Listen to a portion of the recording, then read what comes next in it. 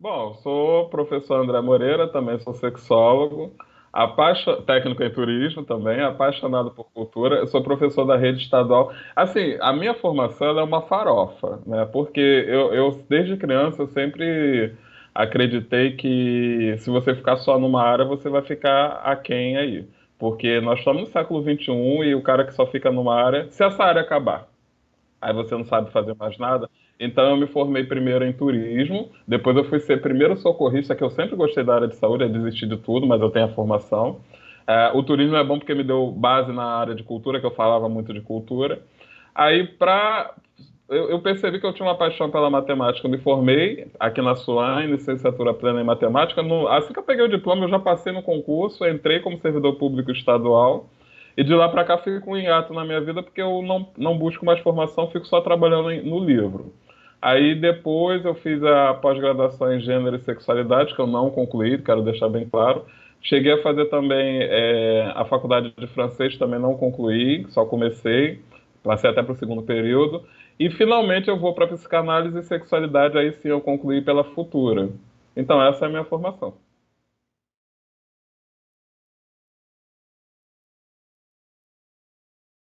Boa pergunta. A ausência de material, sabe por quê? Eu fui jogador durante 20 anos, eu não sou mais, eu anunciei que eu estou saindo de todas as federações, até porque eu venho com um projeto pela Estácio de Sá, que é a quadrilha Matutos da Estácio. Eu vou ficar te devendo mostrar a camisa da quadrilha, aquela que tem já a camisa aqui, tá? Mas é, lapso meu. Mas aí o que que acontece? Eu desisti porque eu venho dançando no que vem. A quadrilha é bom porque você vai até, né? Mas aí eu percebia como jogador que tinha muito da tradição oral. Um contando, eu vi isso, eu vi aquilo, eu vi isso, eu vi aquilo. Como é que julga esse quesito? E não tinha, aí alguém vinha com alguma coisa que escreveu e entregava na mão do jurado. Deixa eu só ligar aqui. Aí então eu percebi que estava faltando essa produção, essa parte escrita. Então é daí que surgiu a ideia do livro mesmo, ter um material. E eu vi que ninguém tinha escrito nada, um pioneirismo, assim como eu fui o primeiro jurado, com 14 anos de idade, a entrar como para o corpo de jurados do Arraial do Rio.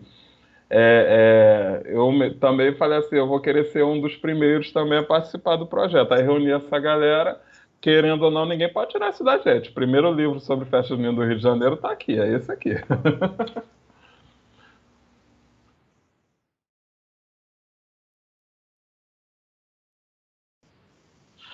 Boa pergunta. Não sei se você está preparada para ouvir. Vamos lá.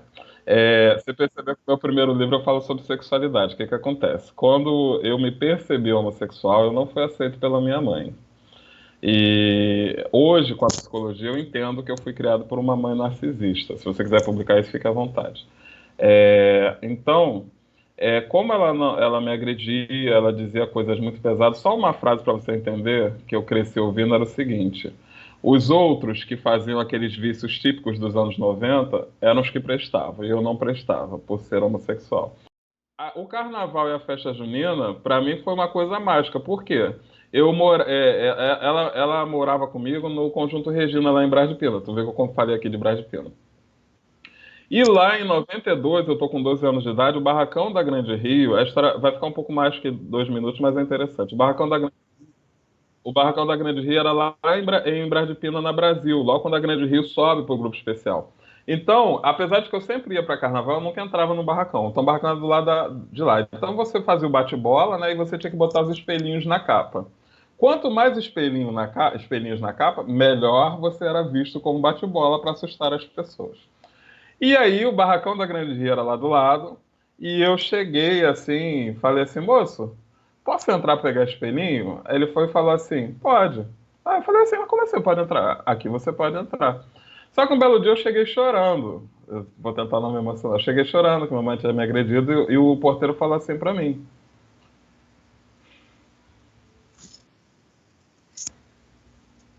Não, vou segurar.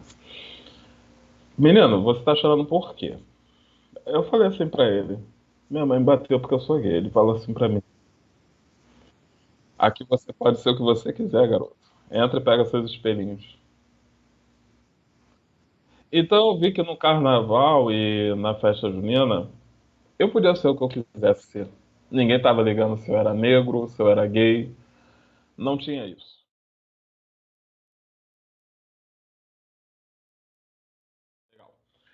O História e Memória, ele é uma literatura de recorte, né? Então, o que que acontece? O que que é literatura de recorte? O Expresso também é recorte, mas foi de um só, que é um recorte de seis. Fizemos uma reunião, aí depois da reunião cada um pegou um capítulo do livro, que eu já tinha dado o esqueleto, e que tinha a sua parte. Tanto que a gente no livro tomou cuidado de não dizer quem é o autor do artigo. Porque só quem é do mundo junino sabe quem é que está falando pelo estilo de escrever. A gente percebe. Mas era para deixar uma coisa intimista e provocar a pessoa mesmo a querer descobrir quem era a pessoa no momento de entrevista ou num encontro de quadra, né, para a quadrilha dançar. Aí cada um escreveu o seu artigo e mandava para o meu e-mail. Aí assim eu ia fazendo a pré-revisão no aspecto de. Como é que é o nome disso? Revisão copydesk, né? Que é a revisão de conteúdo. E depois mandava para a editora para fazer a revisão ortográfica. A editora devolvia esse material e assim foi nascendo o livro. Então, a parte de incentivo não teve. O incentivo foi só o Ari Arimonte, que ele é empresário da Sabonetes Farnese, ele é vice-presidente, se eu não me engano, que chegou junto. Com o livro publicado, é bom deixar bem claro isso, com o livro publicado, aí sim nós tivemos algumas autoridades da área de cultura que procuraram saber e algumas federações também que procuraram saber, mas aí foi pós-publicação.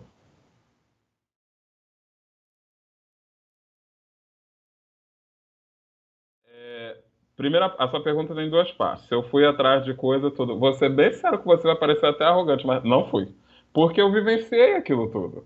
Aí eu falei assim, e tem a coisa da primeira obra, porque quando você está produzindo, porque fica aquela pergunta: quem escreveu o primeiro livro sobre artesanato? Ele usou que bibliografia para poder escrever aquilo, se ele é o primeiro livro? Exatamente. Então, eu usei o que diz o folclore, né? Tradição oral, oralidade, fato folclórico e tudo mais. Porque aí eu fui ouvindo as pessoas que estavam vivas, eu peguei gente de 85 anos, aí o próprio Mosquito. Então, a partir do momento que você produz a primeira bibliografia, aquilo ali passa a ser referência, né? Eu usei muito também uma coisa que eu fui numa palestra dizendo o seguinte: se o livro é seu, você tem que dar o seu ponto de vista e deve ser respeitado o ponto de vista do autor. Quando alguém não respeita o ponto de vista do autor, faz uma coisa que se chama tal da réplica. E quando o autor anterior não respeitou a réplica, ele produz uma obra chamada tréplica. Então eu usei, e é verdade, né? Assim que funciona. Aí eu usei esse conceito para poder fazer. Aí a gente foi atrás de uma outra fotografia, aquela coisa toda, mas foi muito. Como ele é para a área de antropologia e folclore, a gente usou o argumento do fato histórico e da tradição oral. A outra parte da pergunta, você falou das diferenças. É, essa aí é uma parte polêmica, vamos lá. É, tem pessoas de lá que dizem que se inspiravam aqui. E tem gente daqui que diz que se inspira na de lá. O que eu fiquei sabendo é que a primeira quadrilha que a gente botou no livro até então era a Sampaio daqui. Né? Ela acho que é de 60, por aí, 1960. Colônia Italiana, assim como o Império Serrano, a escola de samba é do Sindicato dos Estivadores, aí você vai acabar caindo na história do Brasil. Mas aí pesquisando, eu descobri que tem uma quadrilha lá em cima, acho que é Paraíba, chamada Lajeiro Seco. Eu não sei se eu estou falando o estado certo, assim, o nome da quadrilha está certo. É Lajeiro Seco. Ela é a primeira quadrilha do Brasil. A gente não bota isso no livro, não botamos porque foi uma pesquisa pós-publicação. E aí, sobre essas diferenças de quadrilha de lá, quadrilha do Nordeste, quadrilha do Centro-Oeste, que também está bem forte, quadrilha do Sul e quadrilha da região Sudeste, são muitos. Se você quiser que eu aponte, eu posso apontar. Tá bom. A quadrilha do Sudeste, a gente tem a categoria salão, que é. Por que que surge a categoria salão? Tem várias histórias. Uma das histórias que está no livro é que a Shirley perdeu um concurso para Sampaio e o jurado teria escrito lá na justificativa que a quadrilha dela estava muito pobre. Aí ela aqui de Ramos, né, frequenta a Imperatriz, pegou sobra de barracão, essas coisas todas, botou muito brilho na quadrilha E aí, quando foram jogar a quadrilha dela, decidiram que aquilo não estava na mesma categoria. Foi criada a ser a quadrilha de salão. Outros não, outros dizem que no Rio de Janeiro a quadrilha sempre conversou com a escola de samba, são os mesmos componentes. Não sei se você sabe. Caê Rodrigues era marcador da Amizade de Ramos. Fran Sérgio, o dono da Aurora Boreal. Cid Carvalho, quadrilheiro. Você vai falar uma galera toda aí que eu vou te dizer que era quadrilheiro. Ó, Emerson Dias, você sabe quem é o intérprete que foi intérprete da Grande Rio, né?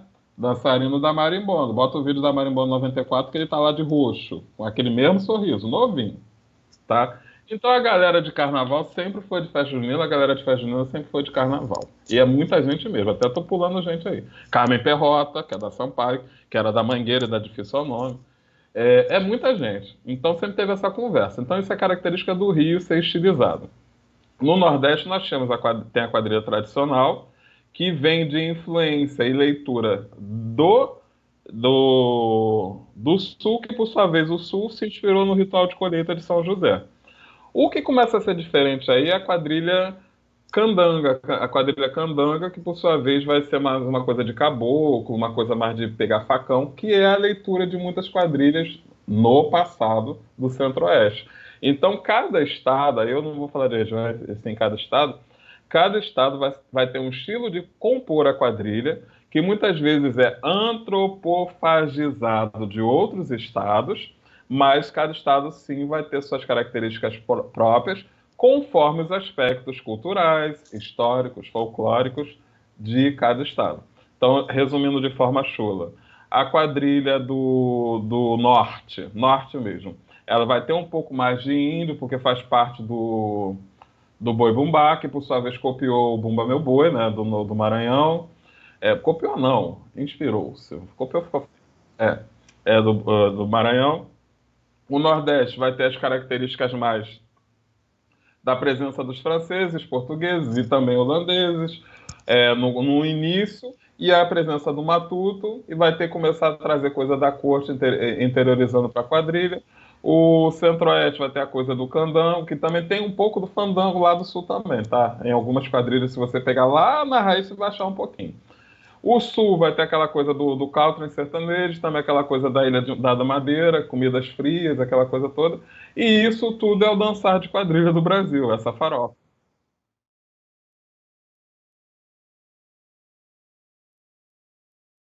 Não sei onde vai parar. Não sei onde vai parar. Nós vamos presenciar uma nova mudança. É uma nova transformação por conta da pandemia que já estava indo por um caminho. Mas vamos lá, as mudanças. Eu lembro do André com 9 anos de idade que sentava no meio-fio para ficar vendo. Eu nem sabia o que era isso, mas sentava para fazer isso, né? Quando as meninas rodavam, o Anderson, que era outro amigo meu, a gente ficava olhando embaixo da saia para entender coisa de garoto, né? Que tinha embaixo da saia. Nem sabia que depois eu nem ia gostar dessas coisas. Mas assim, eu achava isso legal e foi assim meu primeiro contato. Depois eu comecei a prestar atenção no tecido, de que era feito. Tem uma senhora que hoje é minha amiga que eu frequentava a festa junina dela, e eu ganhava muita brincadeira lá, inclusive eu falo dela no livro. Aí veio a paixão por conta de me sentir aceito com a quadrilha, aí resolvi ser jurado, e a coisa foi acontecendo. De lá pra cá, que eu percebi o seguinte: sempre duas categorias, roça e salão. A roça virou roça estilizada, e o salão virou o que a roça estilizada era no passado. Em outras palavras, a roça de hoje, ela estilizou tanto que está quase conversando com o salão, é só você aumentar um pouco a água. E o salão de antigamente, que era visto como pobre, ele se estilizou para uma leitura muito próxima. Eu sei que muitos quadrilheiros não gostam disso, mas muito próxima ao que a gente tem de Anágua de escola de samba. Próximo. Não estou falando idêntico, tá? É porque botou-se muito brilho, estilizou-se demais. Então tá indo tava indo, eu não sei em que vai parar, muito próprio. Recentemente, antes da pandemia, teve uma fusão dos estilos. Tiveram algumas federações que passaram a não ter roça e salão e resolveram fundir os estilos. O Rio de Janeiro ele é uma eterna transformação. Eu só espero que, como toda transformação, não se caminhe para a pior versão. Aí eu vejo com um pouco de preocupação.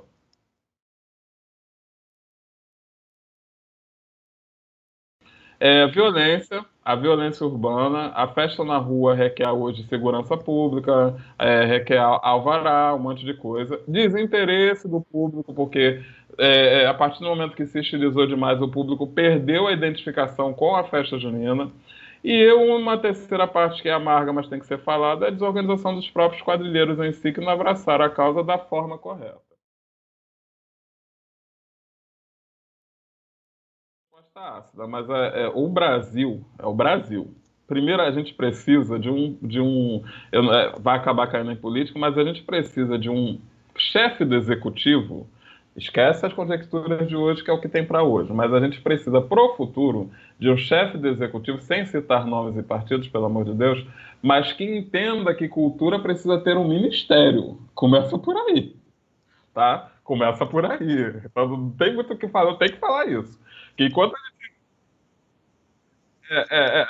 e a gente precisa, a partir de um Ministério da Cultura, deixando em letras garrafais, a gente precisa que tenha um ministro da cultura que entenda que cultura vai também cair em meio ambiente, vai cair em esporte, vai cair em educação. Essas pastas têm que andar integradas. Vale também, assim, a gente tem um chefe do executivo que entenda que cultura pode ser pensada como superministério. Superministério envolvendo esporte, lazer, turismo, o que seja, mas a gente precisa de um chefe do executivo que entenda isso. Vamos para os chefes estaduais e distritais e também municipais. A mesma pegada. Eles têm suas secretarias, aí não verdade seja dita. Mas a gente precisa que alguém da pasta, não estou mandando direta para ninguém, mas a gente precisa que alguém da pasta, que entenda sobre a pasta, esteja na pasta. É um problema seríssimo isso. Por quê? Eu ganho a eleição, é até engraçado. Seria engraçado se não fosse trágico, né? Eu ganho a eleição, aí o partido diz assim: olha, o Zé das Candongas, nada contra quem vende cachorro-quente, mas é só para exemplificar. O Zé das Candongas, que é o vendedor de cachorro-quente do bairro tal, ele é do meu partido. Eu já tinha prometido para ele a pasta de cultura. E assim a gente está indo na mesma pegada. Ah, a fulana de tal, que não é da área de cultura, mas eu já tinha prometido para ela a parte de cultura. E a gente tem partidos hoje, também sem citar, que já pensam diferente. Quando você vai se inscrever, ele já fala assim: sua formação, currículo. Olha, se isso a gente um dia ganhar, você vai para a pasta tal, porque sua formação é daí. E tem uma galera que está vindo aí que, ó, Secretaria de Transporte, então peraí, você vai assumir essa secretaria, eu vou fazer curso de transporte. Está começando a mudar. Mas a área de cultura, com a pandemia, ela requer medidas expressas. Então, respondendo a sua pergunta, o que é necessário para que essas autoridades passem a entender a importância dos festejos juninos e demais festejos, ciranda, clube de frevo? Não sei se você sabe, o Rio de Janeiro tinha dois importantes clubes de frevo, Paz Douradas e Vassourinhas. O Rio de Janeiro teve os dois maiores ranchos do Brasil, aliados de Quintino e decidido de Quintinos. Cadê essa gente? Então a gente está indo para trás, a gente está regredindo. A gente precisa então de pessoas que assumam as pastas de cultura, que tenham uma leitura histórica da cultura e compreendam as projeções futuras dela.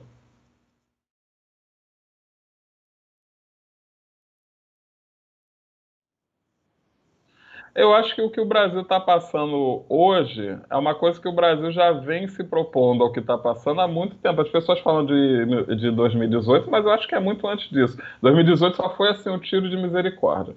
Mas aí o que, que acontece? Indo então pelo caminho da cultura de especulação, ou cultura especulativa, eu vou te dizer o seguinte: nós vamos precisar de uma pasta, vou de novo para a área de política, que compreenda que é necessário fazer a retomada, e uma pasta que compreenda que a prática de cultura, que na forma mais pura da cultura, cultura é tudo aquilo praticado por um povo. A gente não pode falar população, a gente tem que falar povo brasileiro mesmo, quando a gente fala de Darcy Ribeiro, principalmente. Então, cultura, ela precisa de aglomeração, precisa de pessoas, e a prática cultural, o viver do folclore, o viver das desinências da cultura, precisa de gente. Então, a gente não pode botar as pessoas aglomerando. Mas então, qual é o primeiro passo? Vacinar todo mundo e trabalhar cultura com educação. Eu não consigo imaginar outra coisa. Para que se tenha os métodos preventivos, sim, mas eu não consigo imaginar uma quadrilha junina, por exemplo, no quesito animação, todo mundo de máscara, porque a animação é o canto da quadrilha. Então eu preciso Eu preciso de que todos estejam vacinados. E isso também vale para a escola de samba, porque ninguém fala, mas parece que o Carnaval 2022 está mantido. Beleza, acho lindo, maravilhoso, quero estar lá. Mangueirense lindo, maravilhoso e belo. Como é que fica o quesito harmonia nesse caso? Porque a escola precisa cantar e com a máscara. Uma ironia triste do destino, se você pegar a última vez que a Mangueira pisou na avenida, a bateria estava de máscara. Bota lá o Carnaval 2020, a bateria estava de máscara. Foi sobre o Jesus Cristo e a bateria. Pode botar lá que a bateria da Mangueira estava toda mascarada. E ó, é máscara mesmo, a máscara que a gente usa para Covid. A bateria veio com essa máscara assim toda. E olha que engraçado, parecia que era uma previsão, Carnaval 2020. Alguns componentes da bateria pegaram a máscara e fizeram assim, ó, pum. Bota lá no vídeo no YouTube que você vai ver o que eu estou te falando. Né? Mas vai se criar uma nova leitura para esse quesito também. Fantasia. Vou ter que botar máscara, as fantasias todas vão vir mascaradas, aí vai ter componente que tirou a máscara. Então é um novo mundo. É um novo mundo. Eu imagino sim que tem-se que vacinar todo mundo, porque se você não fizer isso, uma forma de coibir esse vírus, não sei como vai funcionar, porque aos poucos as pessoas vão retomando a sua confiança em não usar a máscara, uma vez que estejam vacinadas. Eu estou vacinado, eu continuo andando de máscara, tá? É, porque eu tô, mas não significa que todos estão. Quando todos estiverem é diferente. Aí eu já vou jogar ela no valão. Mas até lá, tem-se que pensar, tem-se que fazer especulação. Como vai ser a festa junina, como vai ser o carnaval, como é que vai ser como vão ser festejos que vão à rua, que precisam de aglomeração com essas medidas preventivas. Dá para fazer ou não dá para fazer? Dá para fazer a meia boca? Não dá para fazer. Caso vá fazer com lotação máxima, que quesitos, que alguns são julgados, carnaval e festa junina são julgados, o que eu posso alterar nesses quesitos para considerar as contemporaneidades?